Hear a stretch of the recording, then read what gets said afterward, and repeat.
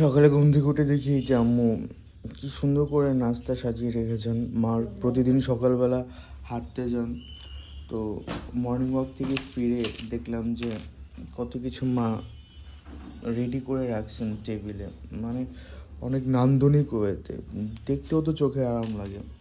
সিঙ্গারা আছে, পেঁয়াজ কলি, মানে আম্মু বলছে সিঙ্গারা পেঁয়াজ কলি একসঙ্গে খাওয়া, একবার সিঙ্গারা তো বাইট দিবে, একবার পেঁয়াজ কলিতে।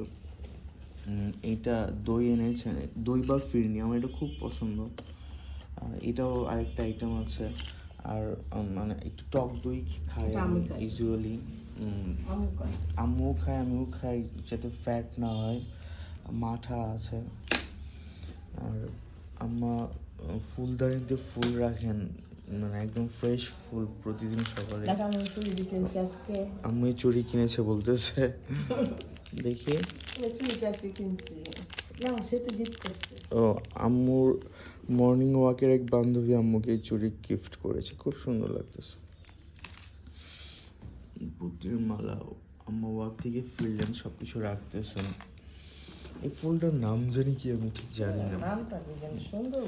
ডালিয়া না কি, আমি ঠিক জানি না। ডালিয়া না এটা। ওকে, আজকে এতটুকু পর্যন্ত।